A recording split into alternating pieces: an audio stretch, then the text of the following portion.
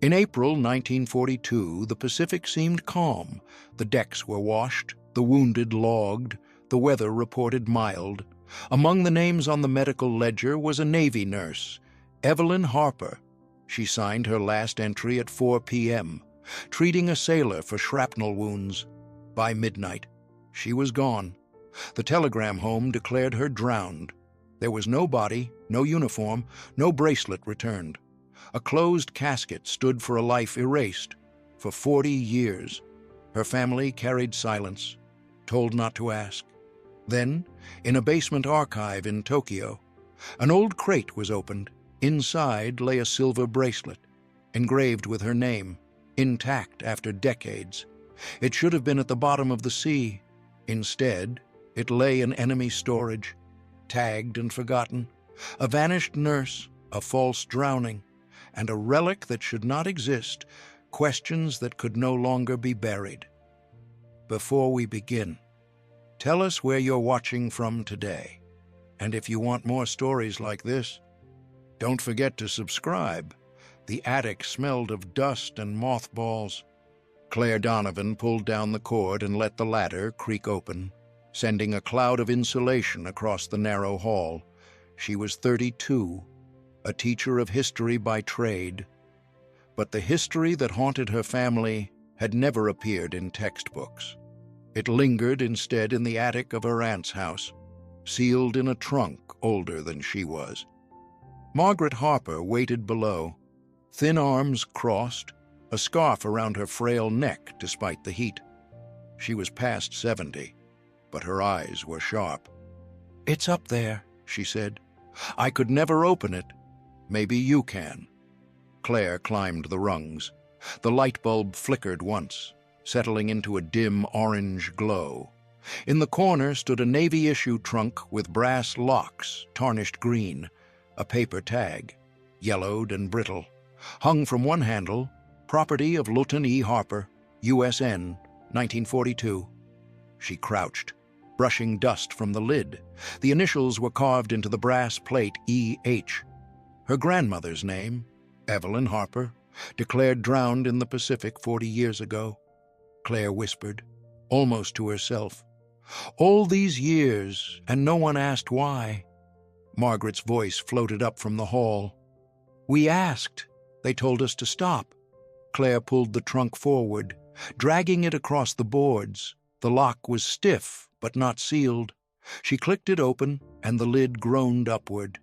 Inside lay a jumble of papers, uniforms folded tight, and a smaller box wrapped in waxed cloth.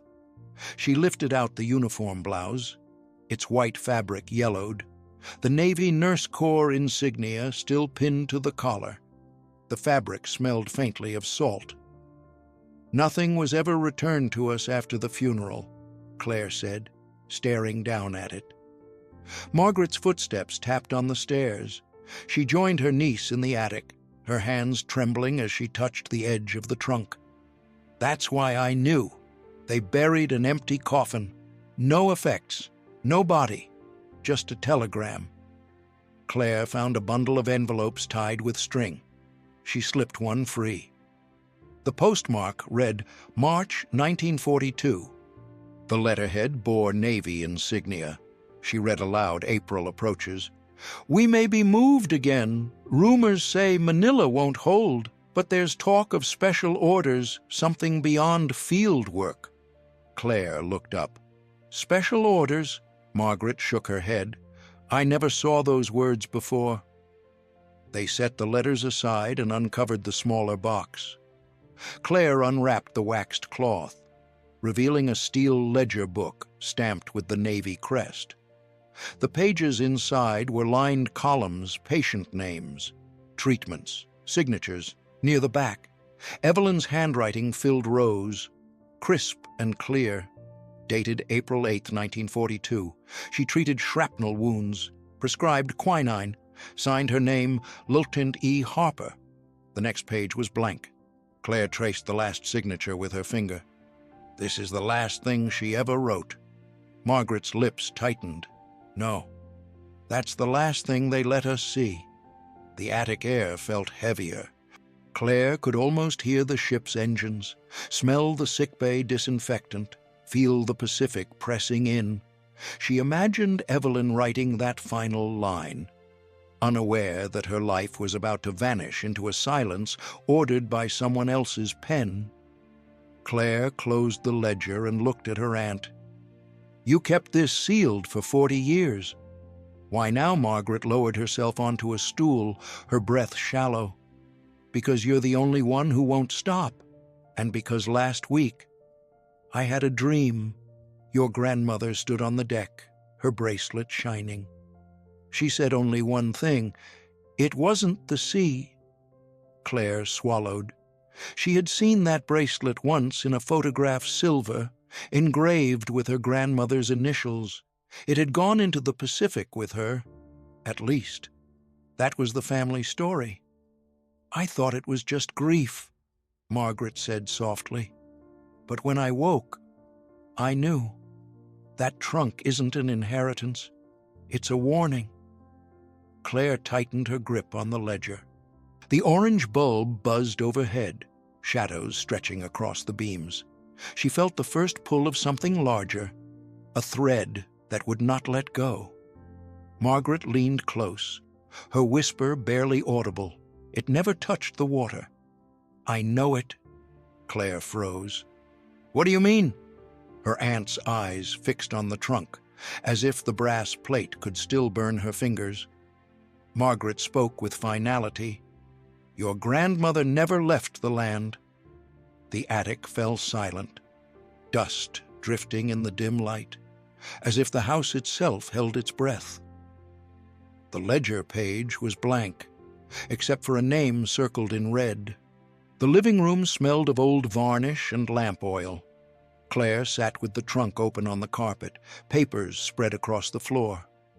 Margaret lowered herself into the armchair, her knees stiff.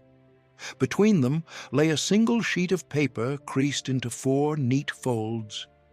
Claire lifted it carefully. The paper was brittle, the type faded. She read aloud. "We regret to inform you that Lieutenant Evelyn Harper drowned during duty in the Pacific Theater, April 1942. Body not recovered. Personal effects lost. Please accept the nation's gratitude." Her throat caught. Margaret closed her eyes. That's what they sent. No uniform, no locket, no bracelet, just that slip of paper. Claire studied the bottom corner.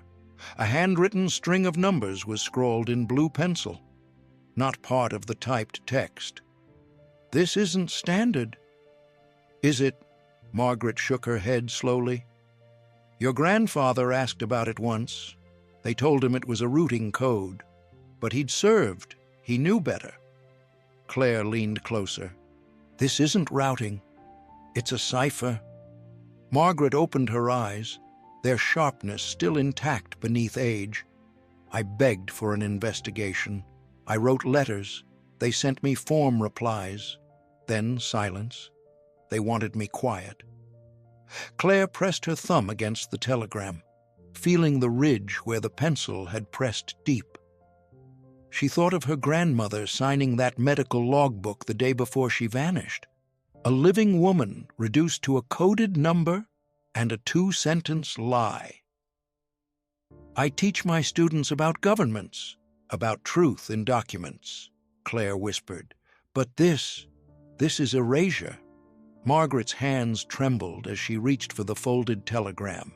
"When I buried that empty coffin, I knew they were burying more than her body. They were burying every question." Claire set the telegram back on the table. "Then let's dig them up." Margaret looked at her with a mix of fear and pride. "You'll find doors closed. They'll slam harder now than they did then." Claire nodded, her jaw set. "Then I'll knock louder." Margaret's gaze fell on the uniform blouse spread across the floorboards, the insignia catching the lamplight. "Your grandmother deserved more than a line on a telegram." Claire folded the telegram back into its creases. She slipped it into her bag, the pencil marks faint but visible under the lamp. The room grew silent. outside. The wind rattled the shutters, carrying the weight of decades. The telegram lay in her hands like a verdict that had never been true. The numbers glowed faintly, as though waiting to be read. The telegram carried a code no funeral could erase.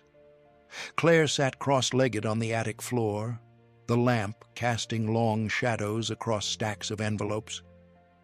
Margaret lowered herself beside her, knees stiff, eyes watching as though every paper might explode into flame.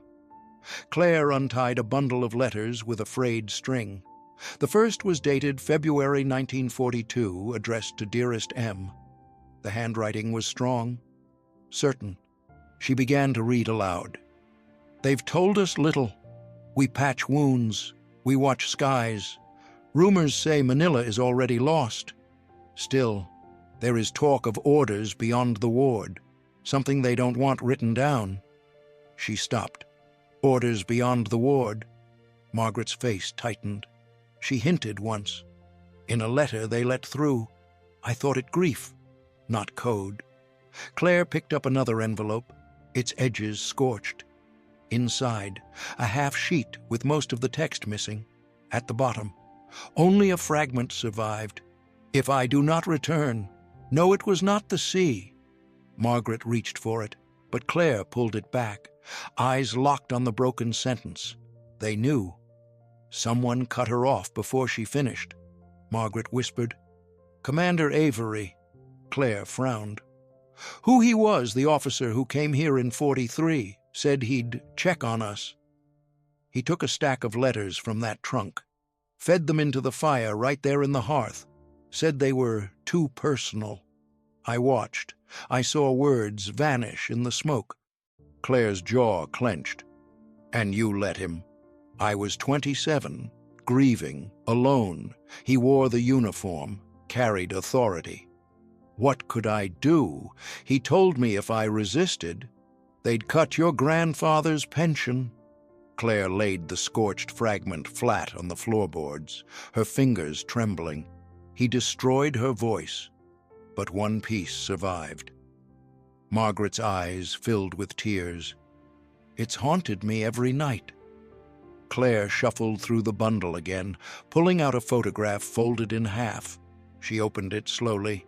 Evelyn stood in a white dress uniform, smiling faintly, but beside her was a Japanese officer in formal attire, the rising sun insignia on his sleeve. Margaret gasped. "I've never seen that." Claire traced the outline of the insignia. "Where was this taken?" Margaret shook her head. "Not here. Manila, perhaps, before the fall." The back of the photo bore a stamp in Japanese characters. Claire couldn't read it, but the mark alone told its story. She looked at Margaret. "This isn't chance. She was already on their radar." Margaret closed her eyes. If Avery knew. That explains why he burned the letters. Claire slid the photo into her bag, next to the telegram. Then Avery carried more than guilt. He carried orders. The silence in the attic grew heavy. Dust swirled in the lamplight like smoke from an old fire. Claire whispered, "If she wrote that she didn't drown," and they erased the rest, "then we've been living under a lie for 40 years. Margaret touched her hand. "Don't let them take the rest of her away." Claire nodded. "Not again." The photograph gleamed faintly under the lamp, the Japanese insignia like a shadow that had survived the fire. The photo showed Evelyn smiling beside a stranger in enemy dress.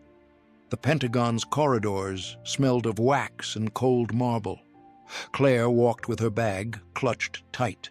The telegram, the scorched letter, and the photograph all inside. Margaret had warned her every door would be closed. Still, Claire pushed forward. A young officer escorted her into a waiting room with fluorescent lights buzzing overhead. After 20 minutes, the door opened. A man in crisp uniform, silver-haired, shoulders squared, motioned her in. His nameplate read, "Rear Admiral Charles Kincaid." He sat behind a polished desk stacked with files. Without looking up, he said, "You're here about little Evelyn Harper, your grandmother." Claire steadied her voice. "I want her records, the casualty file, the investigation notes, the log from April 1942. Kincaid finally met her eyes. His were cold, steady. "The file is classified. You'll gain nothing from dredging this up."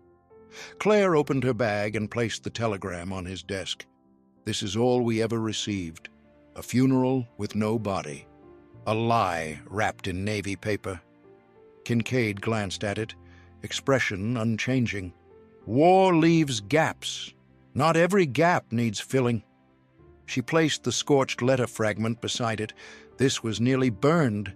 "It says she did not drown." For the first time, his jaw tightened. "Where did you get that my aunt kept it? You sent Commander Avery to burn the rest." He leaned back, hands folded. "Avery is an old man. His memory is failing. Don't lean on the whispers of the dying." Claire felt her pulse hammering. She pulled out the photograph and slid it across the desk. Evelyn in uniform, smiling faintly. The Japanese officer beside her. Kincaid's eyes flicked down, then back up. He tapped the photo once with his finger. "Propaganda! The enemy staged many images. It proves nothing." Claire leaned forward. "Then why does the back bear an official stamp? Why was this hidden in her trunk for 40 years?" He pushed the photo back toward her. "Because not every truth is yours to own." The room stilled. Claire heard her own breath, sharp in her chest. "You mean not every truth is meant to survive?" Kincaid's eyes hardened. "Listen carefully. The Pacific swallowed tens of thousands.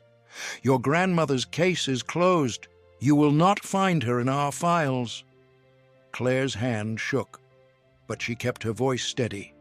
"Then I'll find her elsewhere." A flicker of irritation passed across his face. He snapped the file drawer shut behind him. "You won't like what you find." He pressed a button on his desk. The door opened. The young officer reappeared, waiting to escort her out. As Claire gathered her papers, a woman across the hall caught her eye. Short, dark hair, trench coat, notebook tucked under her arm. She gave Claire the smallest nod, then disappeared down the corridor. Outside, Claire followed quickly, catching up. The woman turned, extended her hand. "Eleanor Ward, journalist. I've been watching them stonewall families for years. Yours is different. There's smoke here, and I think fire." Claire took her hand. "Then help me find it." The two women walked into the sunlight, the Pentagon's walls looming behind them like a fortress guarding silence. The casualty file inside still bore one phrase stamped in thick black ink: "Withheld for national security." The file was shut, but the words screamed louder than truth. The Tokyo air smelled of mildew and iron. The basement of the archive colder than the street above. Dr. Kenji Sato adjusted his glasses and lowered a crate onto the concrete floor. The wood splintered at the corners, untouched for decades. He lifted the lid. Inside were objects catalogued after the war canteens, diaries, medals stripped from the defeated, and among them, wrapped in a strip of stained cloth, a glint of silver. Sato unwrapped it slowly. A bracelet lay across his palm, delicate, engraved in English E. Harper, the letters cut clean, the clasp intact. It looked as though the sea had never touched it. Sato whispered, "Impossible." That evening, halfway across the world, Claire poured tea for Margaret in the kitchen when the phone rang. She answered. A careful voice spoke in accented English. "My name is Dr. Sato. I am an archivist in Tokyo. Today I uncovered a bracelet. It bears your grandmother's name." Claire's hand tightened around the receiver. "How do you know it's hers? The engraving is precise. American style. The records place it with confiscated possessions of foreign prisoners. 1943. Her pulse raced. Prisoners. She was declared drowned. Sato paused. I think perhaps not. Claire wrote the details onto a scrap of paper, her handwriting shaky. Margaret watched her from the table, lips parted in shock. When Claire hung up, Margaret whispered, "The bracelet. It was always the bracelet. She wore it every day." Claire sat down, breathless. It survived, which means she survived longer than we were told. Margaret reached for her niece's hand. Then they lied to us from the beginning. The next morning, Eleanor Ward appeared at Claire's apartment door, newspaper tucked under her arm. "I have sources in the embassy. That call you took Washington already knows." Claire frowned. "How they monitor Japanese archives. Nothing moves without their eyes. Someone is deciding whether to bury this again." Claire spread the telegram, the scorched letter, the photograph, and now the note with Sato's words. "Then we need to move faster." Eleanor gave a tight smile. "I like the way you think."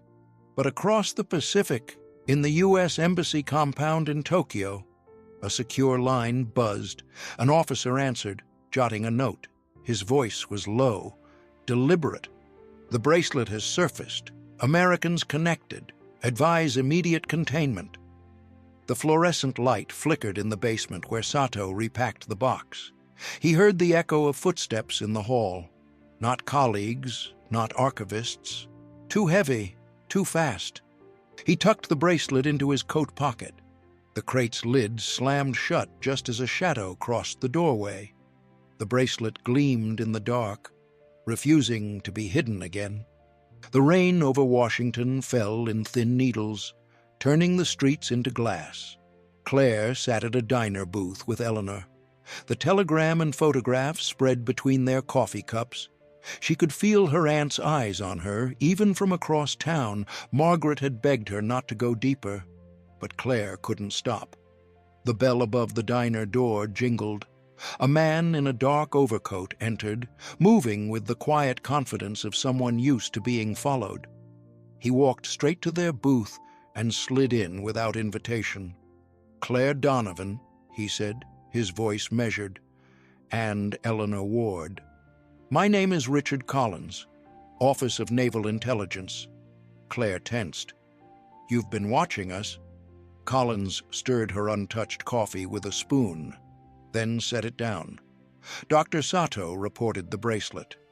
The situation is sensitive. I've been assigned to manage it." Eleanor's eyes narrowed. "Manage or bury?" Collins met her stare without flinching. "Truth can be dangerous. The Navy doesn't want another family scandal turned into a circus." Claire leaned forward. "This isn't scandal. This is my grandmother. She was alive after they said she drowned." Collins placed a photocopy on the table, an inventory sheet stamped in Japanese. At the bottom was a line in English bracelet. Silver, engraving E. Harper. Claire's breath caught. "So it's real." "It's real," Collins admitted. "But its context is complicated. If this becomes public without control, you'll end up chasing ghosts, not justice." Eleanor snatched the paper. "That's exactly what cover-ups sound like." Collins ignored her. His gaze stayed on Claire. "Do you want answers, or do you want to be paraded in hearings until you're destroyed? Pick carefully." Claire met his eyes. "I want the truth." For the first time, Collins looked almost human tired, older than his suit allowed. He slid another paper from his coat, a contact address in Tokyo. Captain Harada Masaki, retired. "He may talk, but he's frail. If you want to know what happened in 43, you'll find him." Eleanor's pen scratched across her notebook. "Why help us at all?" Collins stood, straightening his coat. "Because some files were never meant to be opened, and some families refuse to stop knocking." He paused, voice dropping low. "Be careful which door you force." He left without finishing his coffee. The diner bell jingled again, leaving the two women in silence. Eleanor exhaled slowly. "He's warning us off." Claire folded the photocopy and tucked it into her bag. "Then we're closer than I thought." That night, Claire visited Margaret. The old woman sat in bed, a shawl over her shoulders. Claire showed her the photocopy. Margaret's eyes watered as her fingers traced the words. "He wore it every day," she whispered.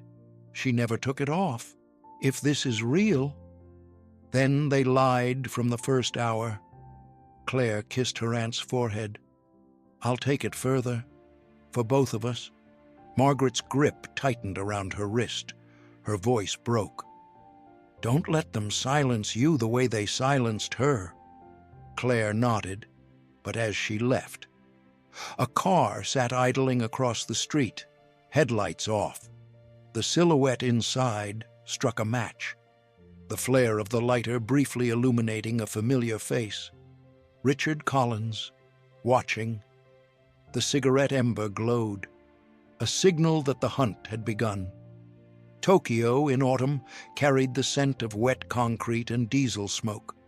Claire followed Eleanor through the narrow streets of Setagaya, past shuttered shops and hanging lanterns dimmed by drizzle. In her bag rested the photocopied inventory sheet and the scorched fragment of Evelyn's letter.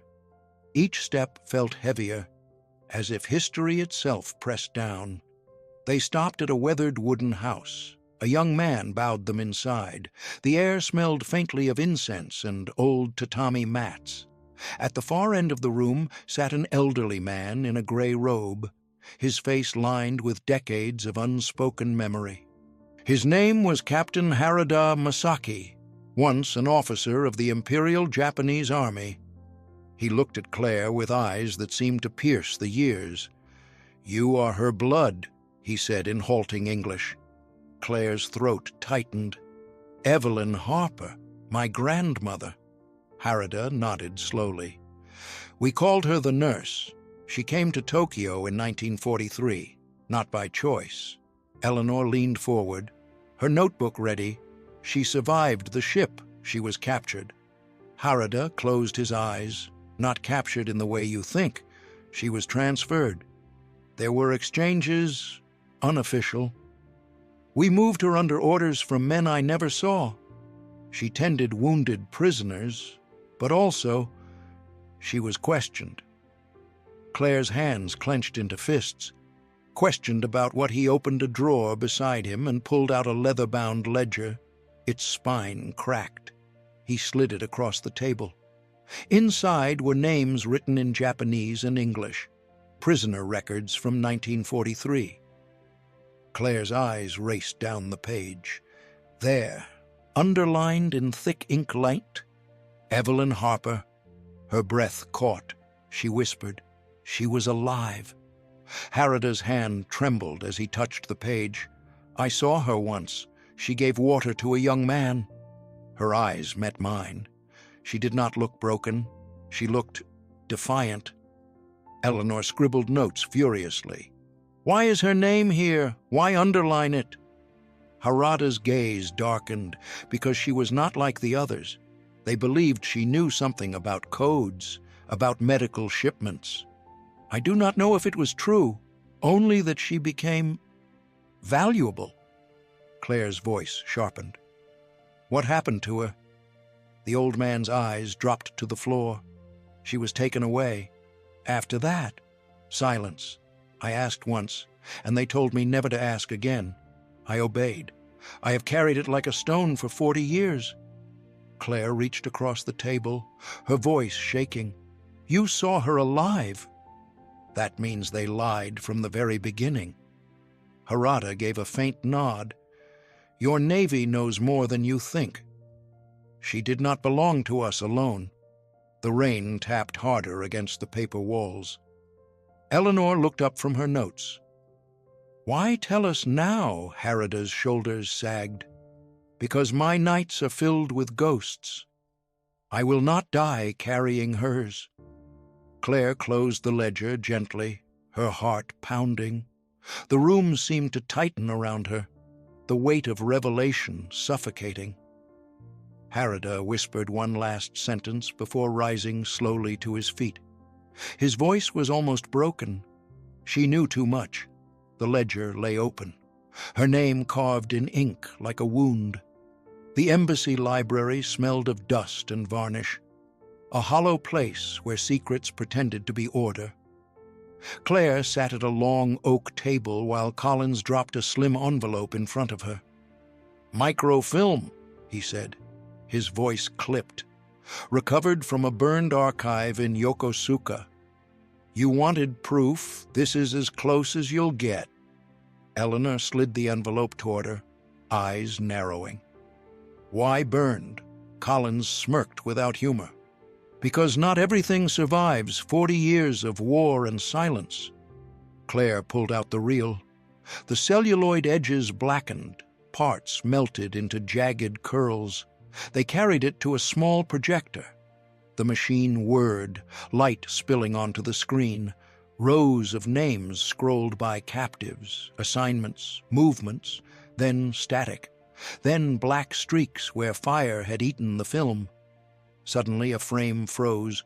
Faint English letters scrawled in the margin, almost erased Harper. Next to it, in smaller, desperate handwriting help. Claire pressed her palm to her mouth. "It's hers. She wrote that." Eleanor leaned forward. She was alive long enough to beg for help. Collins stepped between them and the projector, blocking the light. "You've seen enough. That frame isn't leaving this room."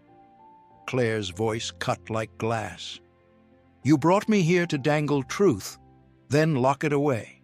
His tone dropped low. "I brought you here so you'd understand the cost of pushing further. Families have ruined themselves on less." Eleanor slammed her notebook shut.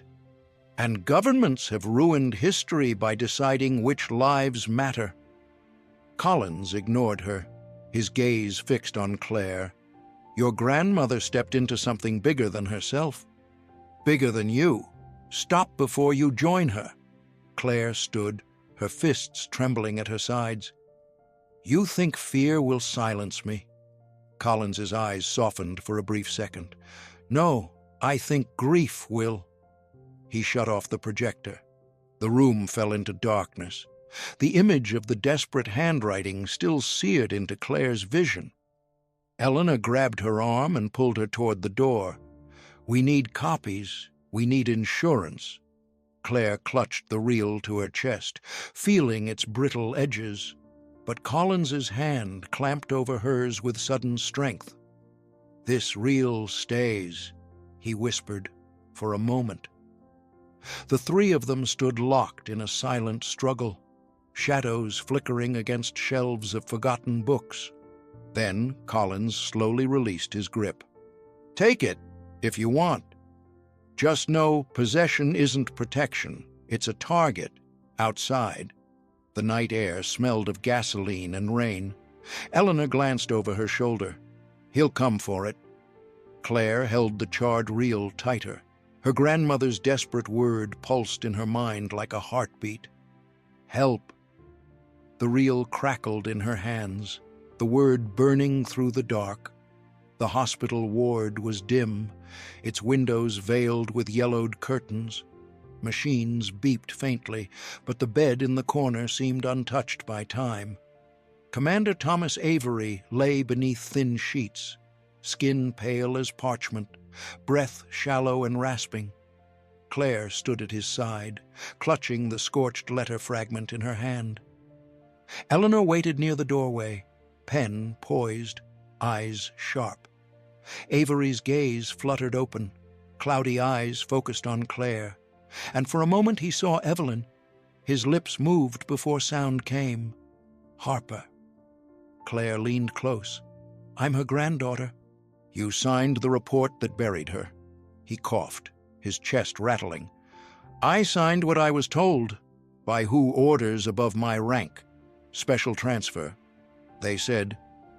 She had knowledge. Something about coded shipments, medical corridors. She wasn't to be lost. Claire's throat tightened. Then why tell the family she drowned? Avery's eyes glistened. Because the sea forgives. The truth would not. Eleanor stepped forward, voice steady. You burned her letters. Why? His head turned slowly. Not my choice. They handed me a stack, told me to make the fire. I read one line before it turned to ash. Claire uncurled her hand, showing him the scorched fragment. This piece survived. She wrote she didn't drown. Avery stared, tears forming. She knew the lie was coming. Claire's voice trembled. Where did they take her? Avery's lips quivered.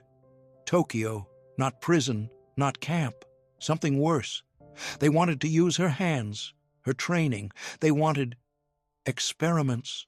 The room chilled. Claire gripped the bed rail, nails biting into metal. You watched them erase her. You signed her death. I signed to protect the rest. If word spread, the Navy's shame would cripple us. Eleanor's pen scratched furiously. So you sacrificed her for reputation. Avery's eyes closed, then opened again, watery with regret. I betrayed her. I betrayed myself. Claire bent down, voice low but fierce. Then tell me everything, before you go to your grave. His hand trembled as he reached for a drawer. Inside lay a folded sheet, brittle with age. He pressed it into her palm. A transcript, coded radio, April 42. I kept it, though I swore I hadn't. Claire unfolded it. Typed lines filled the page. Military jargon interspersed with static notations. One line stood out: cargo secured. Female nurse. Her pulse hammered. She whispered, "It's her." They called her cargo. Avery coughed violently, body shaking. He grabbed her wrist with surprising strength. Don't let them close this too. Don't let them win. His grip slackened, his chest stilled. The machine beeped once, then silence. Claire stood frozen, transcript trembling in her hands. Eleanor stepped beside her. Now it's undeniable. Claire's eyes burned. Undeniable and unforgivable. The sheet rustled under the weak hospital light. A single line damning an entire command. The radio transcript ended with two words that shattered silence: female nurse. Tokyo's National Archive was nearly empty when Dr. Kenji Sato unlocked the side door. His face was pale, his hand trembling as he waved Claire and Eleanor inside. The air was cool and stale, smelling of dust and old paper. He led them down a stairwell, each step echoing off concrete walls. At the bottom, the corridor narrowed. Rows of metal shelving loomed in the darkness, stacked with crates, boxes, and canvas bags stamped with faded kanji. Sato's voice was hushed. This collection was never meant for display. It is where the forgotten things remain. Claire's pulse quickened. Show us. Sato stopped at a rusted crate, pried it open with a crowbar. Inside were uniforms folded in brittle layers, edges stiff with age. Claire reached in, lifting one. The sleeve bore a Navy Nurse Corps insignia, frayed but still intact. Dried stains, brown and stiff, clung to the fabric. Her hand shook. It's hers. This was hers. Eleanor's notebook trembled as she scribbled. Blood. Document it. Don't let them take this away. Sato swallowed hard. There are more. He opened a second crate.